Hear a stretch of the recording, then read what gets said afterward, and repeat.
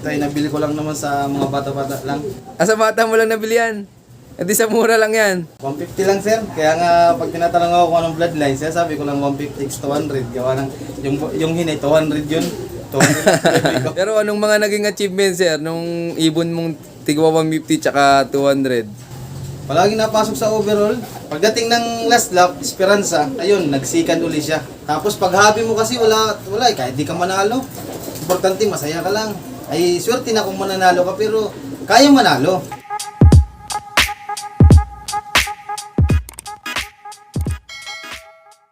Yon, magandang tanghali sa inyong lahat mga kaibon. Nagbabalik ang One Arturo Vlogs. And for today's video, nandito pa rin tayo ngayon sa Lucena City at may nabisita ulit tayong magaling na pigeon fancier. Kung isang makilala at makita, tara samahan nyo ako. Let's go!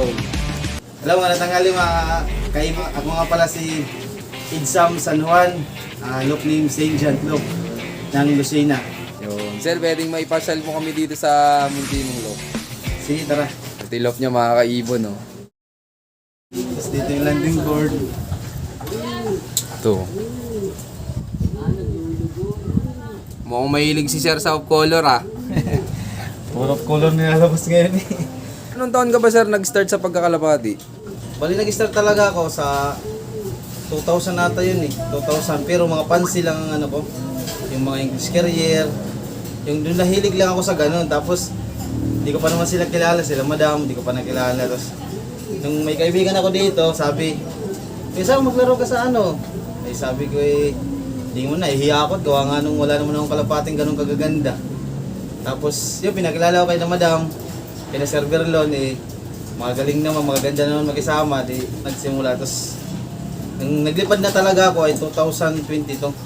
Kamusta naman, Sir, yung unang sabak mo sa karera? Nung nagsubok ako nung SDR pero for all bird lang. Tapos nung pagdating ng summer, nilaro ko ulit itong isa kasi nawala agad ito eh, nawala agad nung training pa lang. Sir, pwedeng makita yung ibon mong yon. Nung nanalo sa akin nung unang summer last year ay, ang istorya nito ay, sa training ay talagang kulilat siya. Kaya nga hindi ko siya tinatayan sa mga puling-puling. Kasi may mga time ito na kinabukasan pa siya na uwi sa mga training. Pero nung pagdating ng derby, doon siya kumakana. Kamusta yan, Sir, nung kanakarera mo simula first lap nung derby? Nung first lap ay medyo kinapos siya, nag-cut off siya nung Boreas. Tapos parang nawalan na ako ng pag-asa nun. Gawa nung malapit nga ay nag-cut off siya eh. Ay pagdating ng Aroroy, nagulat na lang ako, biglang may lumagapak dito sa bubong namin. Ay naglilinis ako ng mga ipot nun eh. Nag-1-1 pang speed niya. Ang bilis ano? Ay gulat ako, sabi ko nandiyan na ba? Sabi ng anak ko, upa nasa bubong na. Kaya gulat talaga ako, sabi ko eh, parang bigyan tayo ng pag-asa pa na lumabang kasi nawawalan na ako ng gana nun eh. Gawa nung lapit nga, di nakapag-clap. Pagdating ng last lap, Esperanza, dun na. Parang naano na ako na, nabigyan na ba ako ng pag-asa. Sabi ko eh, kaya na to kasi nakauwi nga nung Aroroy. Pagdating ng Esperanza, yun, nagsikan uli siya. Parang sikan. Pangalawa sa clacking? Oo, pangalawa siya. Matuloy na no. Tapos nung Aroroy, pang ilan siya sa clacking? Pang-apat pa yun siya eh. Isa no. Tapos yun, nung ano na, ikakunti na rin naman umuwi. Bali, ilang laps pala yun? 4 laps lang ata yun, San Andres, tapos Boreas, Aroroy, tapos Esperanza. Pagdating ng mga Esperanza ay parang nag-ubusan na talaga. Pero siya ay clock na siya. Parang 900 plus na ang speed niya. Kaya mabilis. Kunti lang difference sa kanya nung nauna. Na kunti lang, doon nga lang siya natalo gawa nung cut off siya nung Kumbaga lamang sa points. points lang, oo. Pero siya naman nanalo nung first crown, tapos dito sa summer. Madami din na yan, madami din siyang Nakakot. o kaya parang ginanahan ako. Uli, ginanahan. Tapos yung mga iba kong kalapati, mga pansi, bibinta ko na, dito na ako pumukos. Ito kasi yung pinakauna ko talaga.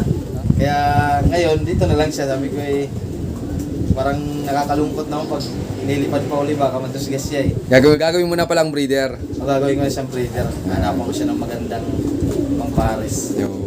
Anong ginawa mong preparation, Sir, bago ikarga yan nung masbate? Ay lang, nagtanong-tanong lang ako noon eh. Gawa lang kay Madam Arce. Panay yung tanong ko kasi siya naman yung parang veterans na eh. Eh sabi ko, Madam, pahingi naman ng ano, ng advice. Sa kanya pa ako kumuha ng gamot. Ay tinuturuan ako, kuya. Mga sa isang linggo ay alternate mo lang ang pagbibigay, gano'n. Or, Tapos siya nag-overall ako, hindi ako nag-overall. Siya nakapagpa-overall ako, hindi nakapagpadulo. sa kanya ako nahingi ng tip kasi alam kong siya yung ano, yung parang mayroon na bang experience talaga. Sa kanya ako kumukuha ng mga tips lang ba na mga basic lang. Ay kumana naman yung mga tinuturo niya. Kaya ayos din. Hindi tuloy-tuloy mo na yung mga ginawa mo dati. Oo, ganun din. Ngayon yun ang ginagawa ko. Mula nung Effective sa kanya. nag-SDR, yun, nakapasok din ako sa overall. Yung isa, yung nagpasok ko naman, galing din yung kay madam. Yung si RC661. Ah, ibon mo yung nanalo. Yung sinabi ko kanina. Ah, Sa kanya okay. yun. Sa'yo nanalo, sir. O, sa akin nanalo, gawa ng Laki ng kalbayog, no? clock ng Kalbayog. Pagdating nga lang Tacloban, Palulate, hindi rin ako. palo, wala. Hindi siya wala kasi nakauwi talaga eh. Pahirapan na. Pero yan, sir, gaano ka kasaya nung dumating yan, nung galing last lap? Ay, sobrang saya. Gawa nga nung mayroon nag-aabang yun dito sa akin eh. May nakikiabang ba yung tropa ko. Taga-dalahikan niya yung tindero ko dati. Ay, hindi na daw ako makausap. Ano na lang ako dun sa ulap. Dasal na lang talaga, sabi ko. Sabi ko, mag-clock lang ito, makapisto lang. Sabi ko, kahit malayo, basta makapisto, makauwi man lang. Ay, biglang may nahulog na lang. Ay, sabi nga nung kainom ko eh, nakakaubos na kami 2 bote. Sabi sa akin, boss, uuwi na ako. Hindi ka na makausap. Nakatingala ka na lang sa ulap. Sabi ko, wala na kasing oras eh. Mag-alas 12 na yan eh. Umuwi na, pero hindi pa nakakasakay. Parang nandiyan pa sa labas. May parang naglagapak na lang bigla. Sabi ko, nandito na si Batman. Kagulo yung mga alak, tapon eh. Sabi ko, si Mrs. pa yung nagkaklak nun eh. Siya yung nagkaklak, ako lang nagkukuha ng sticker, tapos siya na nagkaklak. Hindi tawag-tawag mo, sir. Sabi ko na dito na, kagulo kami dito, tapon lang mga alak dito. Ganun kami kasaya, tapos nung nag-clock na, ay diniretso ko muna siya ay sabi nila gaano daw eh. Ay nangako kasi ako, dasal talaga eh. Dasal lang yung pinakamabisang pabaon. Kaya dumaan muna kami sa simbahan, dalawa bago ko siya, showbird. Ay nagsimba muna kami, sabi ko yun ang sabi ko umuwi lang. Talagang kailangan lang talaga dasal lang ang parang mabisang pabaon. Okay. Saka yung kapatid nito sir ay pumisto din nitong summer na dumaan, itong unang buwan lang. Buoys, oh. Pwedeng makita, sir. Ah sige. Ayan, cook. Ay, ito nga pala sir yung kapatid nung nanalo ko din, nung si Batman. Ito yung kapatid, pumisto din nitong summer lang na nagdaan. Ano mga naging achievements naman ng ibon na yan, sir? Siya, bali, 3rd overall siya nung YB, tapos 8 siya sa OB. Tapos sa first lap San Andres, lap champion siya. Buoys, ano? Tapos yung kapatid niya ay 3rd. Tapos 1, 2, 3 kasi yun eh. 1, 2, 3 pro yun eh. 4 na kalapati sabay-sabay. Apo, may pesto lahat. Oh, 1, 2, 3. Bali, 1, 2, 3 sila. Sa clacking. Sa clacking. Sunod-sunod. Oo. Buoys, ano? Siya yung nag-first. Pero minuto lang, nagdatingan din naman. Mabilis siyang pumasok talaga to. Ang galing, ano? Hanggang anong lap naglapuin na rin sa'yo? Yun lang, gawa nga nung second lap ay nawala na sila. Gawa nga nung nung may schedule na kasi kaming magbakasyon. Mga first week yun, paalis na kami. Ay, ang plano ko nun, kasi naka-summer band sila tatapusin ko na lang yung yung season nila, tapos bahala na kung anong mangyayari. Kung umuwi man yun sila nung araw na yun, ay kakunti kasi nag-clock, wala na nagka-clock. Kasi nakapisto na siya eh. Wala na nagka-clock nung second, third lap at saka fourth lap, wala na nagka-clock sa YB. Kumbaga, sir, para sa'yo ito wala talaga yung pagkapanalo, no? Oo, kasi wari ko nagtampo ba yung mga kalapati ko. Kasi daming kategory, hindi ko tinayan to eh. Kung tinayan ko to sa open, ay nag-first to kasi nag-first to eh. Dapat hindi ko tinayaan. Sayang. Ilang points lang ibon na yan. 2 points lang siya eh. Tignan nyo mga kaibon, oh. 2 points lang tong ibon pero pumesto pa. Kasi sa mga sumunod na laps na hindi siya nakapagkarga si sir, wala nang nag-clock. Oo, nagbakasyon na kasi ako eh. Yun ang plano ko eh. Pagkatapos nung second lap na yon, ay titigil ko na rin sila. Eh di, gaano ka kasi, sir, nung nalaman mo yung resulta na pumesto ka pa? Gawa na sa Bisaya na ako noon, nung saka nag-declare na nakapisto pa, eh sabi ko, parang para sa atin talaga ata yun, swerte. Parang swerte ba? Kasi, siyempre, wala kasing signal doon, hindi ako makapag-update eh. Hindi ako makapag-update kung may nakakauwi pa, ganon. Kasi walang signal doon sa lugar namin. Parang nung pagtingin ko na lang, pumasok na yung kalapati kong tatlo, third, tapos 8, at saka 9 ata yun eh. Oo, isa no. Sa may bitas siya yung nag-number 8. Pero pag uwi ko naman, ano kasi ako doon eh, mga kulang-kulang 2 buwan ako doon eh, mga 42 days ata ako doon. Pagkadating ko lang, ngayon dumating ako tanghali, naglinis ako dyan. Naglilipat ko na sila eh, kasi katapos lang yung bagyong agon eh, inayos ko muna. Pag kinabukasan, pag sikat lang ng umaga, nilipat ko na sana nung yung mga kalapati sa baba, saka siya dumating. Para sabay lang kami pagdating. Isang araw lang pagitan. Inantay ka lang, sir, ano? Inantay niya lang ako na dumating. Kasi wala dito eh, walang kalapati dito, nasa baba lahat. Tignan nyo mga kaibon, no? Magkakapatid, laging nananalo to. Galing, para sa kanila talaga yung panalo.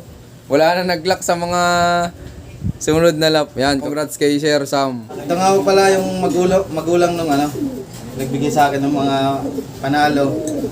Tapos dami siyang binigay na eh, gawa ng yung nagsikan ako nung unang summer, tapos nung ngayong summer lang din ay pumisto din ng third, tapos pang sa OB ay 8, tapos yung isa niya namang kapatid ay, kasi tatlo sila eh, tatlo sa YB ay pumasok sa overall ko. Tayo nabili ko lang naman sa mga bata-bata lang. Asa bata mo lang nabili yan? E di sa mura lang yan. 150 lang sir, kaya nga pag tinatanong ako kung anong bloodline, siya sabi ko lang 150 x 200, gawa ng yung hinay 200 yun, 200 ko. 150 tsaka 200. Oh, yun. Pero anong mga naging achievements, sir, nung ibon mong tigwa 150 tsaka 200? Palagi napasok sa overall. Itong summer lang, yung 1, 2, 3, yung dalawang anak niya yun. Yung nag 1, 2, 3 nung first lap, first, second, third. Boys, oh. Parang lap champion ba sila? Dalawa yung anak nun dito. Nandiyan yung anak na isa, yung nagpisto din ngayon. Congrats kay Sir Sam. Yan, Sir Sam, pagdating po ng derby, ano yung mga ginagawa mong preparation dito sa loop mo bago ikarga? Alam mo, magpe-first lap na, ay nagpupurga muna ako. Purga, tapos kinabukasan ay nagpapainom lang ako ng ng mga oregano. Oregano, bawang. Tapos pagka kinabukasan, yung probiotic naman. Yun lang, mga simple lang. Tapos itong, di nawawala itong victory. Ito, mga gamit niyang victory Yan lang naman. products. Ito wala naman itong mga lawan, mga grits. Mga grits lang. Lagi rin may stock na grits. Oo, gano'n din ako gawa ng para nakakatulong din sa kanila. Yun lang naman. Kasi dati, dami kong ginagamit. Kung ano nakikita ko sa TV ba, sa YouTube, ay ginagamit ko agad. Sabi ko, siyempre, baguhan tayo eh. Ay, wari ko nasusunog ang kalapati. Kasi pag kinakargahan ko ng ganon, ay nawawala talaga eh. Di tulad ngayon, parang pinakikiramdaman ko yung kalapati. Kung ano lang ang kailangan nila. Yung pagtitingin kong mahina, yun, nagamit na ako ng mga amtil. Pag alam kong mahina talaga yung pagkadating, parang hanggang maggabi, mahina, sinusundutan ko na nun. Basta pag derby na. Pero pag ganitong mga pa lang, dinadaan ko lang sa mga oregano, bawang. Kasi nasusunog agad pag ginagamitan ko. Yung ginagamitan ko na talaga, yung mga krusyalan na. Yung mga krusyalan na ba na ito, isang linggo, wala kang magagawa, kailangan mo talaga ikarga. Kasi second lap na ganun, yun, nabanat na ako ng mga ganun. Pero bihira yun, yung talagang kinakailangan lang. Tapos victory lang, yung mga pig mineral lang, ganun lang. Yun, maraming salamat po, Sir Sam. Yan, Sir Sam, tingin mo, ano yung pinakang importante sa pagkakalapati para manalo? Ano lang, basta dasal lang, tapos siguro, number 1 talaga yung dasal. Para sa akin ay ano lang din yung nagbigay sa akin ng panalo, parang swerte talaga, parang kasi kung hindi ako hindi ako nanalo ata nun, ay parang matatamad na ako. Parang gano'n ata kasi hindi naman ito yung look ko dati, dito lang eh. Kaya nung nagpalaki na ako, nung nanalo na sila, saka na ako nag-focus ba. Kasi dati galing na ako sa mga pansi.